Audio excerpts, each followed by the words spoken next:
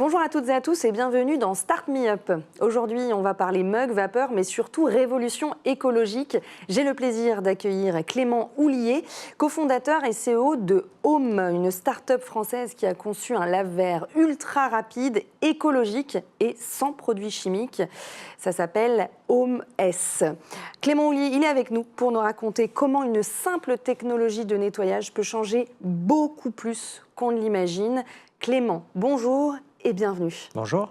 Clément, comment est né Home ? Aujourd'hui, avec les enjeux climatiques, on avait envie de se concentrer sur le réemploi et la réutilisation. Et réemployer sans savoir nettoyer, c'est très compliqué.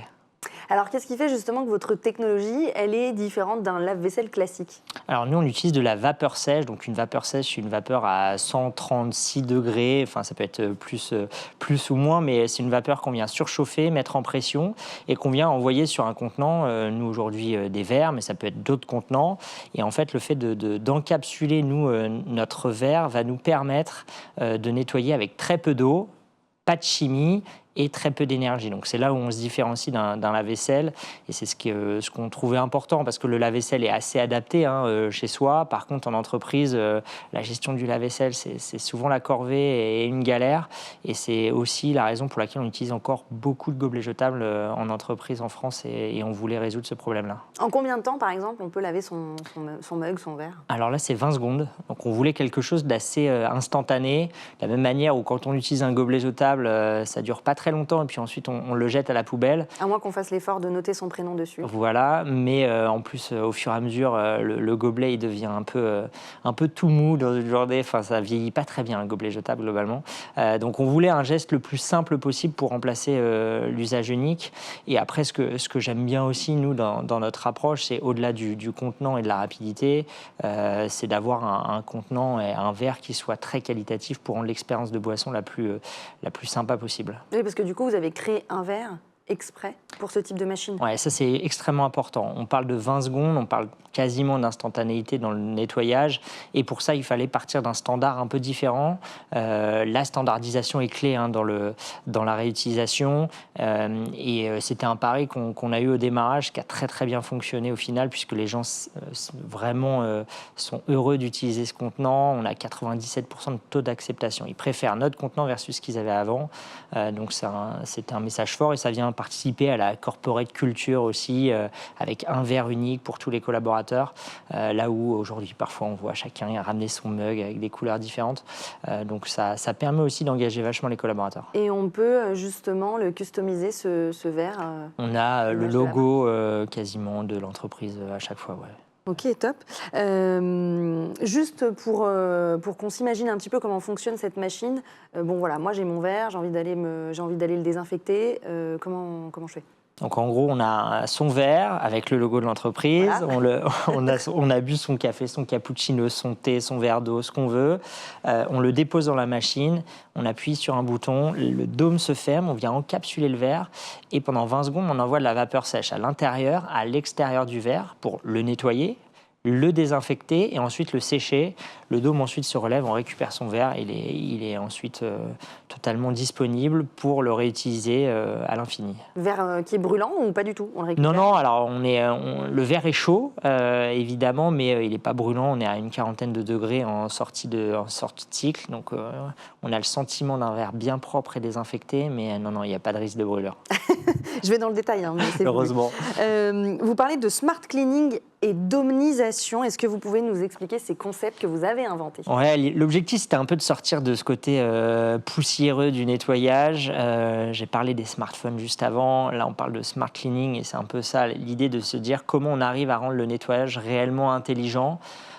Et le rendre le plus sobre possible, pas envoyer de la chimie pendant des heures, un temps de cycle et beaucoup d'eau. Donc c'est comment on arrive à adapter notre technologie pour avoir le nettoyage le plus rapide et le plus écologique possible. Et ensuite l'omnisation, c'est ce nouvel usage. Je pense qu'on a tous en tête le nettoyage du mug dans les toilettes là, avec une éponge partagée. On récupère du gel pour les mains pour essayer de nettoyer son mug. L'idée, est-ce qu'on parle de nettoyage ? On voulait avoir un mot propre à nous, donc c'est l'omnisation qui permet de nettoyer un verre en quelques secondes. Vous communiquez beaucoup sur l'efficience et la durabilité. Quel choix vous avez fait sur le plan de la fabrication ? Je pense que c'est clé, en effet, quand on parle d'écologie aujourd'hui. Je pense qu'il faut avoir quelque chose d'assez ludique, mais il faut aller jusqu'au bout des choses aussi dans la manière dont on va fabriquer le produit. Nous, on a une équipe de R&D, on a développé la technologie, on a développé le produit, et même jusque dans son business model, on fait aujourd'hui, nous, de la location, on fait la maintenance de notre produit.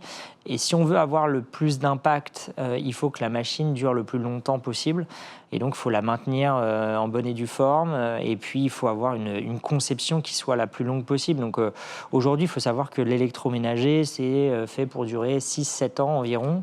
Nous, l'objectif, c'est que la machine dure quasiment 20 ans parce qu'on a fait des choix de matériaux, on a fait des choix de maintenance et on va dire, de maintenabilité de notre produit qui sont les bons. Vous donnez des petites techniques justement aux collaborateurs des entreprises pour entretenir la machine, ou en tout cas à l'entreprise pour entretenir la machine ? C'est compris dans l'offre. C'est-à-dire que nous, justement, on veut que les gens se concentrent sur l'usage et nous, on s'occupe justement de la machine. Donc, on a un forfait de location, mais qui comprend les verres, le service, la data associée qui permet de communiquer en interne sur le nombre de cycles, le nombre de gobelets évités. Et donc, vraiment, c'est un package global et c'est nous qui nous occupons de la maintenance justement pour être sûr que le produit dure le plus longtemps possible. Mais c'est l'entreprise qui vous appelle pour vous dire on a un souci avec la machine, est-ce que vous pouvez venir, ou c'est vous qui, tous les X mois, X temps, vous Alors, venez ? on va avoir les deux. On va avoir ce qu'on appelle la maintenance préventive. Donc, la data nous permet, nous, de savoir quand est-ce qu'il faut passer pour potentiellement avoir des actions correctives sur la machine. Et ensuite, on va avoir de la maintenance dite curative. S'il y a un problème lambda sur la machine, nous, on intervient assez rapidement. Soit on le sait parce que la machine nous envoie un code erreur, ce qui arrive, soit c'est le client qui nous appelle pour nous dire essayer d'intervenir rapidement. Ok. Qu'est-ce que vous faites de votre machine une fois qu'elle n'est plus utilisable ? Alors, on la reconditionne. Donc, on a un programme qui s'appelle Home Infinity aujourd'hui. Et d'où le sujet de la location. En fait, la machine, elle n'appartient pas à l'entreprise. Elle continue de nous appartenir. Et l'objectif, c'est d'avoir un reconditionnement sur nos versions. Alors, jusqu'au jour où on ne pourra plus le faire parce que les pièces seront trop anciennes. Mais aujourd'hui, on a la volonté réellement d'allonger la durée de vie au maximum. Alors, plus de 300 entreprises utilisent déjà votre solution. Ouais. Bravo. Qui sont vos clients types ? Les clients types, ça reste quand même les entreprises de plus de 50 personnes, notamment par rapport au modèle économique. On est à 180 € par mois, ce qui représente environ 3-4 € par collaborateur pour des entreprises de plus de 50 personnes. Donc c'est là où on se déploie très très bien, même si ce que j'aime avec ce produit, c'est qu'on peut se déployer partout. À partir du moment où il y a une machine à café, une fontaine à eau ou autre, on peut se positionner à côté et on a ce côté expérientiel, c'est-à-dire qu'on commence à ouvrir des agences, des concessions automobiles, des résidences seniors, on fait de l'événementiel, voilà. Donc on commence à ouvrir réellement aussi notre marché et c'est ce qui me fait dire qu'on a beaucoup de potentiel parce que il y a environ 4 millions de machines à café en Europe sur de l'entreprise et ça laisse, je pense, beaucoup d'opportunités de développement. Donc une machine qui finalement est destinée à tous, hein, mais dans quel type d'espace généralement on l'installe ? Alors maintenant, on appelle ça des tisaneries, des cozy corners, des cafétérias. Donc c'est vraiment dans toutes les entreprises. Si je prends un siège classique avec 1000 personnes, il va y avoir une dizaine d'étages. Souvent, on positionne une machine à chaque étage et puis on va en mettre une à l'accueil pour les visiteurs et puis une au dernier étage, souvent maintenant où il y a les cafétérias pour avoir de la vision sur la ville, etc. Et donc là, souvent, on met des beaux espaces café. Et souvent, on est aussi présent à ce niveau-là. Donc, on va mettre une dizaine de machines sur un immeuble comme ça. Ok. Alors, quels sont vos objectifs de développement pour les prochaines années ? Alors, on a des enjeux de croissance à l'international, notamment en Europe. On vient de réaliser une belle levée de fonds qui doit nous permettre d'accélérer justement. On a des marchés à adresser qui sont importants, les Pays-Bas, le Benelux au global, qui est un marché assez porteur. On a aussi toute la partie Scandinavie où c'est les plus gros consommateurs de café par habitant. Donc, il ne fait pas chaud là-bas, il fait nuit. Voilà. Ils ont besoin de café. Donc, on a des marchés assez importants à adresser, le UK aussi. Donc, il faut structurer évidemment toute notre supply, notre production, puisqu'on assemble et produit en France. Donc, nous, on a des investissements à faire pour accélérer. Et puis, accélérer toute la partie business, parce que plus on grossit, plus on a besoin aussi d'un accompagnement clé, notamment avec les distributeurs de café avec qui on fait de la distribution et avec qui on va avoir de gros volumes dans les prochains mois. Est-ce que vous envisagez de développer d'autres produits qui sont basés sur cette même technologie ? Alors c'est un point que je trouve passionnant justement. On parlait de nettoyage, on parlait de technologie vapeur. Il est évident qu'il y a plein de choses à nettoyer et on a des équipes R&D qui travaillent continuellement, sur l'amélioration de notre produit, notre technologie, mais aussi sur de nouvelles verticales. Donc, il y a la verticale de la cosmétique qui est intéressant parce qu'aujourd'hui, on utilise encore énormément de flacons jetables et se pose la question de la réutilisation. Je parlais tout à l'heure de la loi AGEC, donc anti-gaspillage, économie circulaire.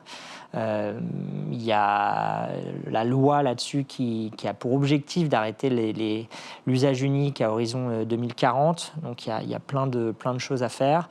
La cosmétique, les fast-foods aussi, il y a des choses à faire maintenant. Les fast-foods utilisent du réutilisable quand on mange sur place. Donc ça, c'est le réemploi aura besoin de technologie de nettoyage, c'est clair. Et puis ensuite, un peu plus loin aussi, on commence à s'intéresser aux panneaux solaires, comment on améliore les performances de certains objets. Donc les panneaux solaires peuvent perdre 15, 20, 30% de rendement en fonction des encrassements sur celui-ci. Et l'objectif, c'est de nettoyer avec le moins d'eau possible ces panneaux, le moins d'énergie possible. On a aussi des contraintes de chimie. Il ne faut pas utiliser de chimie si on ne veut pas polluer les sols. Donc des grosses boîtes sont en train de regarder ça. Et nous, on veut être un acteur majeur aussi sur ce secteur-là qu'on trouve évidemment très, très porteur. Ok. Vous mettez votre brevet à disposition également. Pourquoi ce choix justement de transparence ? Alors l'objectif, c'est avant tout je pense, de démontrer qu'il est possible de faire des choses technologiquement parlant sur le nettoyage. On peut parler d'open impact aussi, open innovation. Je pense que c'est ultra important de montrer aux autres qu'il est possible de faire des choses sur le nettoyage. Et c'est plus dans cette tendance-là qu'on veut communiquer positivement sur notre technologie.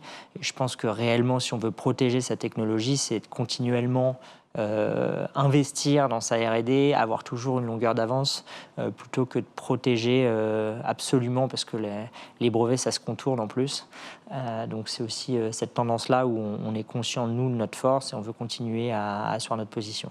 Merci Clément Houllier d'avoir partagé avec nous cette vision engagée et innovante du nettoyage, de la consommation en entreprise et de la lutte contre l'usage unique. Vous qui nous regardez, il n'est pas trop tard pour changer vos habitudes. On se retrouve très bientôt dans un autre Start Me Up. D'ici là, portez-vous bien.